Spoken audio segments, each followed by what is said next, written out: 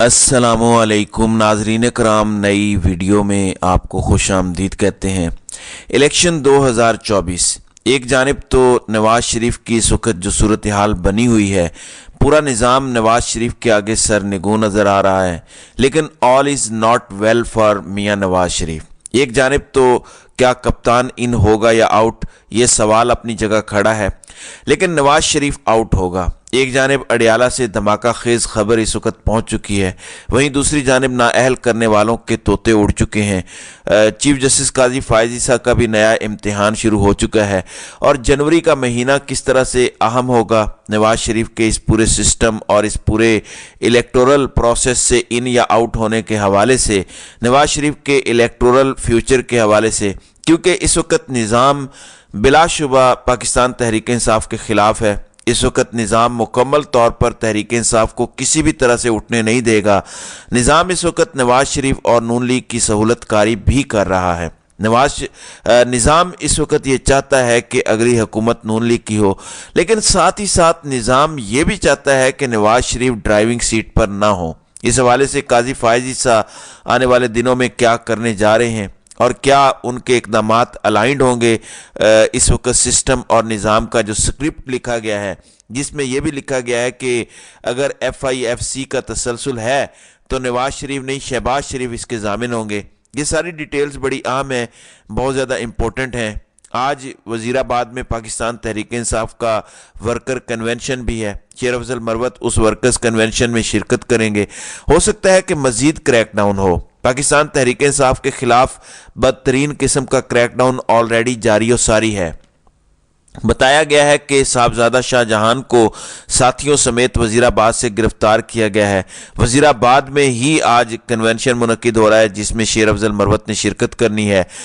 जलसा ऑर्गेनाइजर्स को ही 3 SPs ने भारी नफरी के हमरा मुबैना तौर पर गिरफ्तार किया। ये बड़ी इंपॉर्टेंट डेवलपमेंट है। आपको पता है कि इलेक्शन प्रोसेस में बैलेट पेपर्स जमा करवाने के हवाले से आज आखिरी दिन है, तो आज का दिन आप देखेंगे कि बहुत सी जगहों पर पुलिस की लोका छुपी होगी, बहुत से मकामात पर पकड़ दकड़ होगी, लोगों पर क्रैकडाउन रात भर भी जारी रहा और उसकी बहुत सी वीडियोस भी आ चुकी हैं। आज का दिन अल्टीमेट क्रैकडाउन का दिन होने जा रहा है। अब ख्वाजा आसिफ ने एक स्टेटमेंट दी है कि इलेक्शन कमीशन 3-4 दिन इंतखाबात की तारीख आगे बढ़ा दे तो सहूलत हो जाएगी। ये वही लोग हैं जब पाकिस्तान तहरीक इंसाफ ने कहा था कि आरओज ब्यूरोक्रेसी की बजाय अदलिया से लिए जाएं, तो ये कहते थे कि पाकिस्तान तहरीक इंसाफ इलेक्शन से भाग रही है। ये तो इल्ज़ाम PTI पर लगा रहे थे। अब इलेक्शन का जब माहौल बन रहा है, लेकिन ये इलेक्शन की तारीख आगे करने की बात कर रहे हैं, क्या सियालकोट में सब कुछ ठीक है? क्योंकि ख्वाजा आसिफ के लिए इस वक्त सूरत हाल इंतहाई गंभीर है, क्योंकि सियालकोट में उस्मान डार और उमर डार की वालदा ने जब मैदान में उतरना है, तो आपको लगता है कि ख्वाजा आसिफ जैसे बेशरम लोगों को किसी किस्म का वोट पड़ेगा? जो कुछ हुआ उसके बाद ख्वाजा आसिफ एक बड़ी अच्छी मॉरल पोजीशन ले सकते थे, लेकिन उन्होंने जो दर्जनों ट्वीट्स किए वो इंतहाई ब्लो द बेल्ट किस्म के ट्वीट से, और इस जानिब एक बड़ा वाज़े इशारा था कि दुनिया इधर से उधर हो जाए। ख्वाजा आसिफ ख़वातीन के हवाले से उसी तरह बेशरम रहेंगे। ख्वाजा आसिफ के कमेंट्स पहले भी ऐसे थे, अब भी ऐसे हैं। किस कानून में लिखा है कि ख़वातीन के आप कपड़े फाड़ें, उनके गिरेबानों पे आप हाथ डालें? ऐसे हाथ तो काट देने चाहिए। दूसरी जानिब इलेक्शन कमीशन ऑफ पाकिस्तान का आज फैसला आना है। पेशावर हाई कोर्ट ने ऑर्डर दे दिया है। इलेक्शन कमीशन ऑफ पाकिस्तान के पास कोई ऐसा कानून नहीं है कि बल्ले का निशान पाकिस्तान तहरीक इंसाफ से लिया जाए। इसमें यही होगा कि ये कुछ लाख का जुर्माना तहरीक इंसाफ को लगाकर मामला रफा दफा कर देंगे। जो सवालात तहरीक इंसाफ से पूछे इंट्रा पार्टी इलेक्शन के हवाले से, उनमें से एक सवाल भी किसी और पाकिस्तान की रजिस्टर्ड पॉलिटिकल जमात से नहीं पूछा गया। क्या ये सिर्फ प्राइमरी क्राइटेरिया पाकिस्तान तहरीक इंसाफ के लिए है? अब अनवारुल हक काकड़ ने कल एक स्टेटमेंट दी कि जब इलेक्शन के दिन आएंगे तो PTI के उम्मीदवार भी मैदान में होंगे। क्या इसे इस जानिब एक इशारा समझा जाए कि तहरीक इंसाफ और बल्ले का निशान बैलेट पेपर पर होगा, यानी कप्तान इस सब के अंदर इन होगा? इमरान खान ने अडियाला जेल में अपने कागजात नामजदगी पर दस्तखत कर दिए हैं। PTI के वकील राय मोहम्मद अली अडियाला जेल से लेकर गए हैं और इमरान खान मियाँ वाली लाहौर और इस्लामाबाद से इलेक्शन लड़ेंगे। एक वकील लाहौर लेकर जाएंगे उनके बैलेट पेपर, ایک میاں والی لیکر جائیں گے, اسلام آباد سے بھی جمع کروائیں گے. تقریباً 7 گھنٹے کی آنکھ مچولی کے بعد خان صاحب کے بیلٹ پیپر سائن ہوئے. توشہ خانہ کیس عمران خان کے لیے ایک بڑا درد سر ہوگا, کیونکہ اس میں عمران خان کی نااہلی برقرار رکھی گئی ہے. عدالتی فیصلے کے بعد عمران خان کی الیکشن میں شرکت ایک سوالیہ نشان ہے, کیونکہ اسلام آباد ہائی کورٹ نے کل فیصلہ دیا ہے. کل انصار عباسی نے ایک ویلاگ کیا, اس کا عنوان تھا عمران خان الیکشن سے باہر, نواز شریف کا معاملہ بھی مشکوک. اب یہ نقطہ بڑا اہم ہے. نااہلی کی مدت الیکشن ایکٹ کے اندر 5 سال ہو چکی ہے. سپریم کورٹ آف پاکستان کا فیصلہ موجود ہے جس کے مطابق نواز شریف کی نااہلی تاحیات ہے.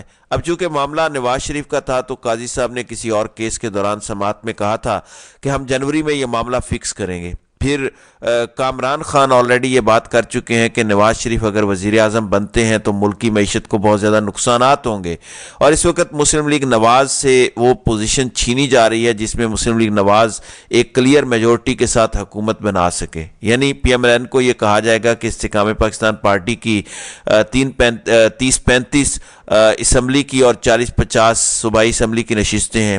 بلوچستان کے اندر پیپلز پارٹی ہے, تو ایک پریشر گروپ بنے گا. پھر پی ٹی آئی پارلیمنٹیرینز کو بھی کسی حد تک سیٹیں دی جائیں گی. یہ سارا وزن جب ان کے پلڑے میں ڈالا جائے گا تب جا کے گورنمنٹ بنا سکیں گے. اور اگر ان سب نے کہہ دیا کہ نہیں ہم تو ووٹ بطور وزیر اعظم صرف شہباز شریف کو دیں گے تو کیا ہوگا. کامران خان کا آپ کو پتہ ہے کہ 2 حلقوں کے بہت قریب ہیں, ایک طاقتور حلقے, دوسرا کراچی کی بزنس کمیونٹی. بزنس کمیونٹی بڑے اہم سٹیک ہولڈرز ہیں اس وقت پاکستان کے معاملات میں. اس وقت بزنس کمیونٹی کے لوگ تھر تھر کانپ رہے ہیں کہ نون لیگ کی حکومت آ رہی ہے, خدا را الیکشن ملتوی کروا دیں, الیکشن آگے کروا دیں, نگران حکومت چلتی رہے. لیکن اس کے ساتھ ساتھ انہوں نے یہ بات بھی کی کہ اگر پاکستان کے اندر SIFC special investment facilitation council, army chief general Asim Munir کا ایک انیشیٹو پاکستان کے اندر انویسٹمنٹ لانے کا, اس کے حوالے سے انہوں نے کہا کہ ان کے بانی تو جنرل عاصم اور سابق وزیر اعظم شہباز شریف ہیں.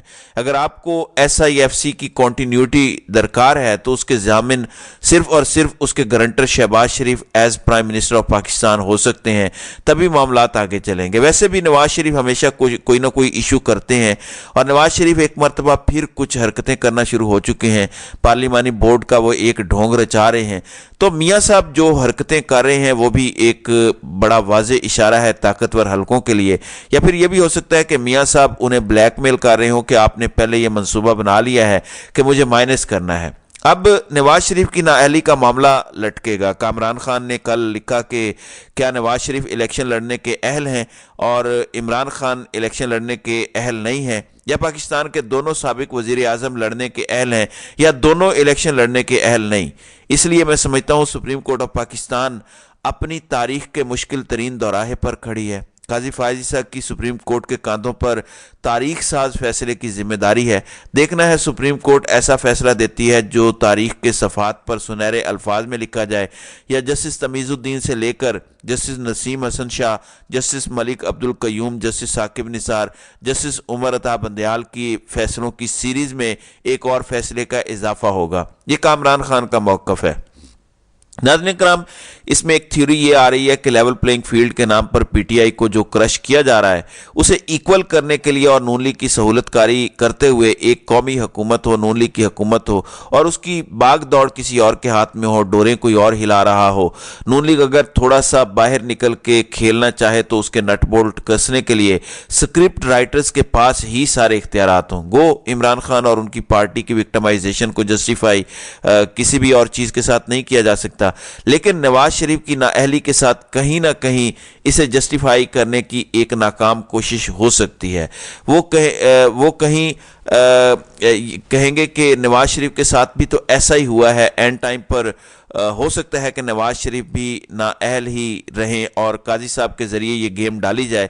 بہرحال یہ ایک رائے ہے, اب دیکھتے ہیں کہ آئندہ آنے والے دنوں میں اس حوالے سے کیا ہوتا ہے.